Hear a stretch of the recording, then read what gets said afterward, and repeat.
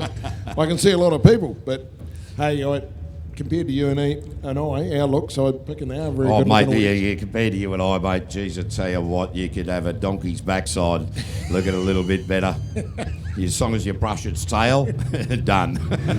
I love it. All right, TNT Racing now, and Brett Thompson and David Toms. We're going to Sprint Tech Group A, and this is a Sprint Tech that we've got out here.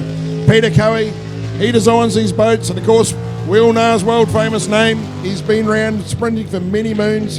He's a perfectionist when it comes to getting the best out of a hull on a boat, and you will see none better than his. And of course, Peter Coey, the most winning driver in the history of World Series. There is no doubt about that. Oh, look at the big back off.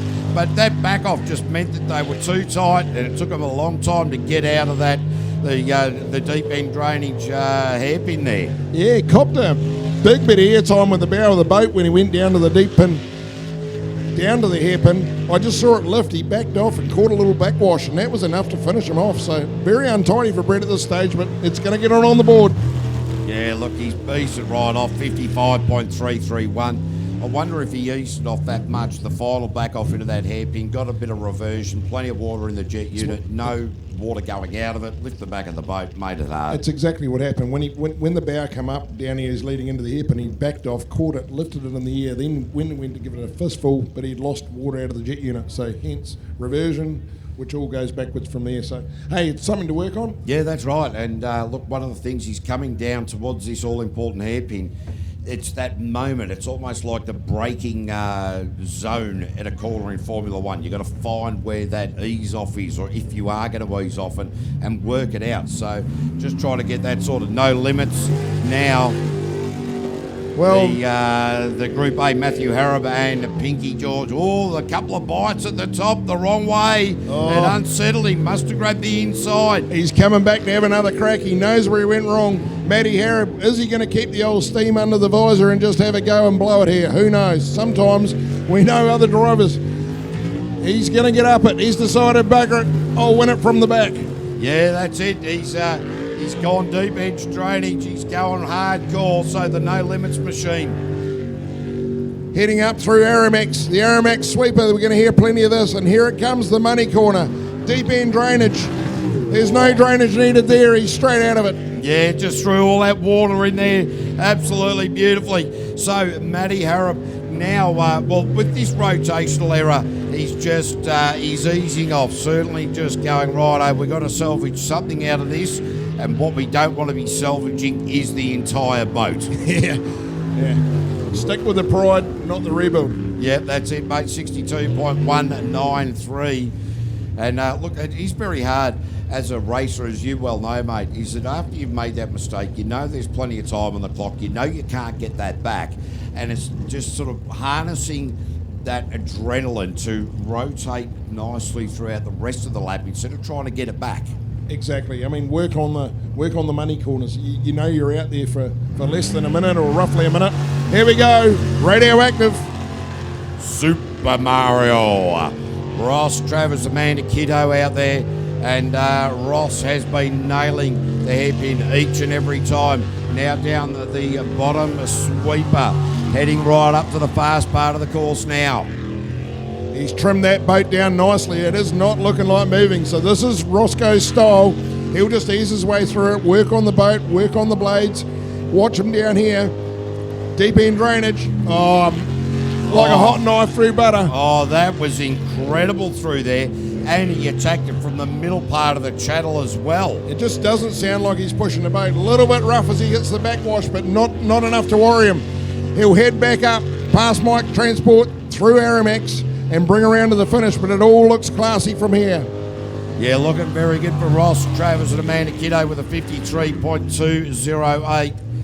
53.208. They'll be pretty happy with that. Oh, yeah, be like a dog with two diddles there, I think, going in. Certainly happy. That was a smooth run. A lot of good changes. Now, Ollie Silverton coming out, the only man in Group A to go sub 50. So certainly a bit of work, that being the case moving forward for the likes of Ross Travers and indeed Cy and Sarah Gibbons. So what will Ollie produce here? Will he go sub 50 again? I would think that we'll see an early 49s. Listen to this engine rev. We talk about rev engine chips, and I would say it's got a 9,000 chip in it, this one, because it just screams every time you hear it. Yeah, doesn't it? And he'll take this really tight, the back off, bang, squeeze it. Wow, he's using much less real estate around that right-hander, and that is he's the only person on track who's doing it that way. Yeah, I mean, you talked about Peter Coey earlier and how Peter Coey used to drive, and these are one of his Sprint Tech boats there, and that's exactly what he did. He was always feathering the throttle, and he got away with it. Yeah, just quite incredible. Ollie Silverton's lines are just so much tighter than everybody else's at this point in the day. Here we go, cross the line.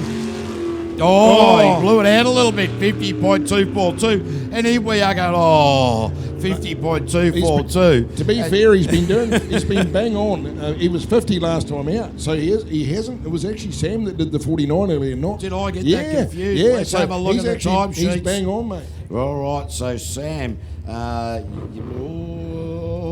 anyway, we'll go with what you said for the moment until I can find proof otherwise. Yeah, I had a little bit of a sneaky look earlier, and I thought I'll just check on it. Right, okay, so I made a mistake. Who would thought that I would have made a mistake? But if you talk about a sub 50 and anyone that can lay it down there, it's this man right now, Simon and Sarah, and look at this boat. It is humming.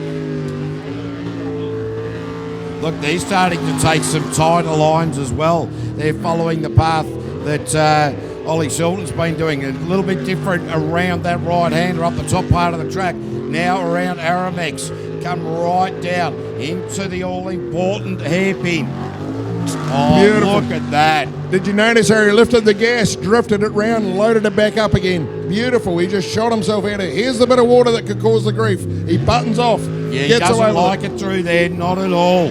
No confidence going through that part of the track there for Cy Gibbon. I think we're going to see a very, very close to a sub 50 here. Maybe not. No, going to blow it out. That'll be a 51.928. Look, he's still rattling.